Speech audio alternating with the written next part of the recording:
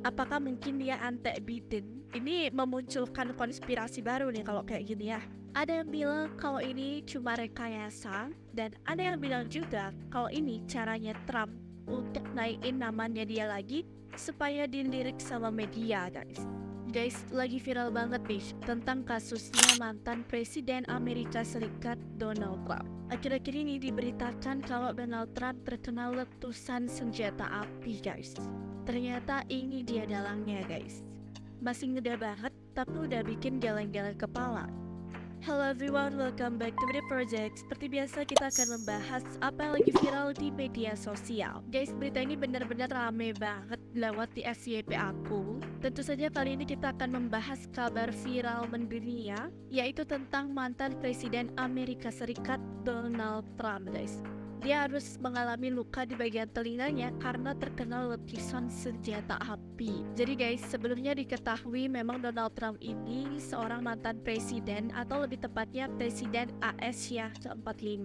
Dimana pada saat kejadian naas ini terjadi, karena dengar-dengar kali ini dia bakal maju jadi kandidat presidennya AS lagi, guys. Siapa yang nyangka coba?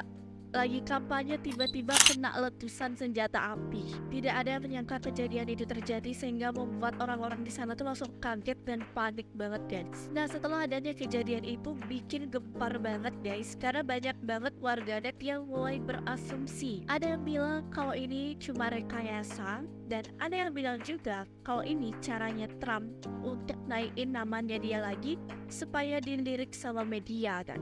Kalau menurut kalian gimana? Coba komen di bawah. Oke guys, dari banyaknya asumsi publik yang ada, coba kita cari tahu dulu kebenarannya kenapa Trump bisa menjadi sasaran si pelaku, dan siapa sih pelaku ini sebenarnya? Apa dia punya dendam pribadi sama Donald Trump? Jadi guys, dilansir dari CNN Indonesia, mantan Presiden Amerika Serikat Donald Trump terkena letusan senjata api saat berpidato di Pennsylvania pada Sabtu 13 Juli. Ia lolos dari maut namun telinganya robek karena terkena peluru. Biro Investigasi Federal telah mengidentifikasi pelaku sebagai pemuda 20 tahun bernama Thomas Matthew Crooks. Crooks tercatat sebagai pemilih partai politik yang tinggal di Battle Park, Pennsylvania. Ia menggunakan senjata berjenis AR milik ayahnya dalam melakukan aksinya tersebut. Kenapa Trump yang jadi sasaran? Agen khusus FBI di Pittsburgh, Kevin Rojek, mengatakan tim penyelidik masih melakukan investigasi terhadap insiden ini. FBI menyatakan tim penyidik telah menelusuri media sosial dan email Crooks untuk mencari motif, namun tak ada tanda-tanda apapun yang menunjukkan titik terang. Tim penyelidik saat ini telah mengamankan ponsel Crooks untuk menganalisanya lebih jauh. Demikian dilaporkan CBS News. Sementara itu, seorang pejabat senior penegak hukum yang secara langsung menjelaskan masalah tersebut mengatakan kejadian ini menunjukkan bahwa ideologi politik kemungkinan menjadi motif insiden tersebut. Meski begitu, belum ada bukti terkait dugaan ini, guys. Nah, jadi gitu guys informasinya.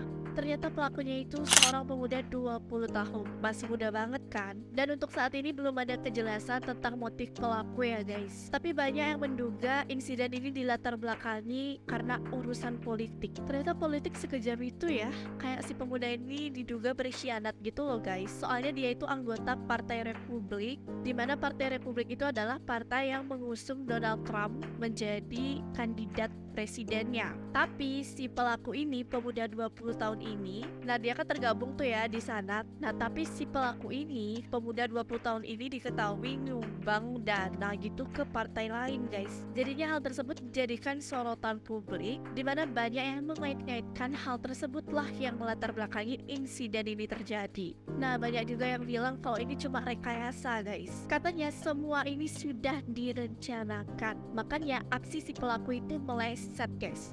Tapi kalau kita pikir-pikir lagi, semisal kalau direkayasa tanpa adanya korban, itu lebih make sense ya kalau itu direkayasa. Tapi ini beneran ada korban guys, dua lagi, ada yang tewas satu, yang lagi satunya itu luka-luka. Jadi dapat disimpulkan kalau salah sasaran, sasarannya kena dikit doang kayak gitu guys. Cuma kerennya keamanan di sana tuh bener-bener gercep banget gitu loh guys. Gak pakai lama, hari itu juga pelakunya langsung ketemu dan langsung tidak selamat. Ini sebenarnya ada ya guys, justru korban yang selamat, pelaku yang tewas ya. Tapi dibalik semua kejadian ini kita patut acungkan jempol ke pengamanan di sana, yaitu keren kita coba lihat beberapa tanggapan dari warga net guys. Apakah banyak yang memiliki teori konspirasi baru dan apakah asumsi publik itu semakin menjadi-jadi? Coba kita lihat yuk. Ini aku lihat di akun Instagramnya Aswitch, di kolom komentarnya yang ngepost postingan tentang Donald Trump itu guys.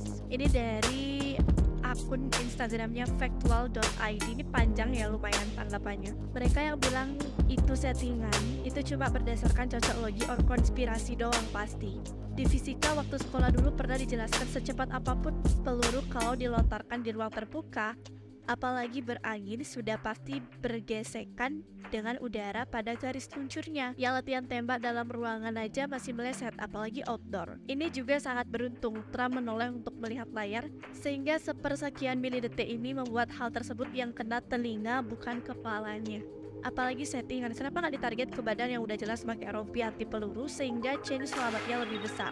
Terakhir, kejadian seperti ini di AS cukup sering terjadi. Tercatat 4 presiden atau ex-presiden meninggal gara kejadian-kejadian seperti ini guys.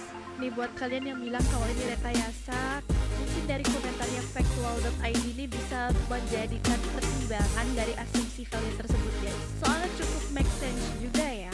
Terus ada lagi nih yang bilang dari akunnya Arian_Ramadi, apakah mungkin dia antek bidding?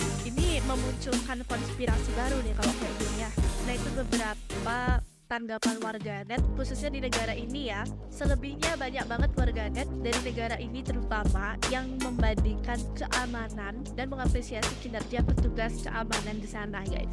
Ya wajar sih kalau misalnya diapresiasi, soalnya kan cepet banget ya ketemu pelakunya. Keren banget ya, korban bisa selamat tapi pelaku ditangkap langsung dihabisi dan nggak menye-menye guys.